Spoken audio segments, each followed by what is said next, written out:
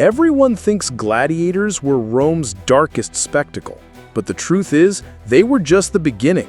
In 264 BC, a rich Roman turned his dad's funeral into a bloodbath. Why? It wasn't just grief. These weren't soldiers stepping into a muddy forum. They were slaves, forced to fight to the death. But here's the kicker. This wasn't sport. It was a ritual to honor the dead, a twisted gift to the afterlife. Picture it, Rome's version of a memorial service, but with swords and screams instead of flowers. Drop a comment. What's the wildest funeral you've ever heard of? But this bloody rite was about to get way bigger and way crueler. Forget quiet ceremonies. By the 3rd century BC, Rome turned funerals into festivals. How did a private ritual become a public obsession? It started with the Senate. They didn't just fund these fights, they made them state law. Why? Blood became politics. Senators used these games to flex power and win votes. Here's the deal. It's like politicians today throwing a Super Bowl to get re-elected, but with real bodies. Slaves weren't just fighting. They were pawns in Rome's power grab. Fast forward, and wooden arenas turned to stone, but something even darker was coming. Imagine facing a starving lion with just a rusty knife. That's not a fight, it's an execution. The crowd holds its breath as ribs poke through matted fur, claws scraping sand. Rome didn't just toss prisoners to beasts. They starved the animals on purpose. Why? To crank up the suspense, making every claw swipe a crowd pleaser. It's like a horror movie where the monster's real and the victims got no script. Bet you can't guess which animal left bite marks on a gladiator's bones. Comment your guess. But beasts were just the warm-up. Rome had a bigger stage in mind. Picture this, 2 full fleets clashing on a man-made lake.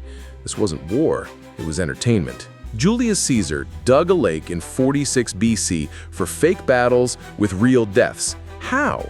These weren't actors on those ships. They were prisoners, fighting with no way out. Why so extreme? Rome didn't just stage fights. They staged domination, controlling water, men, and empire. Think Michael Bay directing a war flick, but every explosion is a real body. Skip to 420 for the craziest Naumachia fact. But the Colosseum took it to another level. You won't believe what they flooded next. Bet you didn't know the Colosseum could become a giant swimming pool. Drums thunder, war horns blare, and water churns as ships ram each other. Emperor Titus turned his arena into a naval war zone. But how did they pull it off? They flooded the Colosseum's floor, staging mini-wars with thousands of doomed men. It's Rome saying, we don't just build empires, we build spectacles.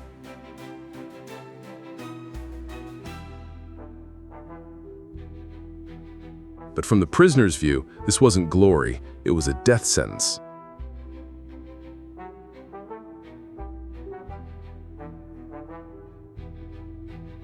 Ever heard of Orpheus? He charmed beasts with song. Rome's version? Not so lucky.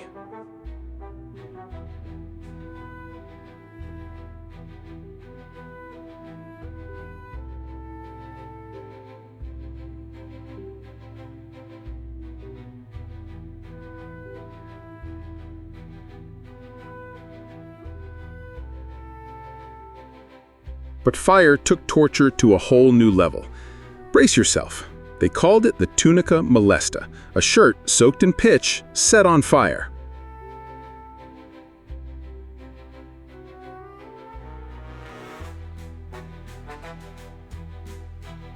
Here's the thing. Rome didn't just stage violence, they made it policy. Every drop of blood, every scream was a message. What was Rome saying? These spectacles weren't random. They were coded into Rome's laws. How?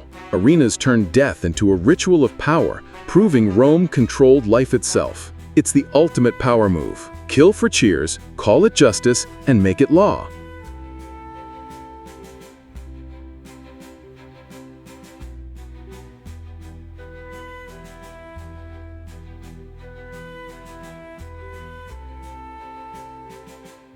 Rome's arenas are gone, but their shadow lingers. How?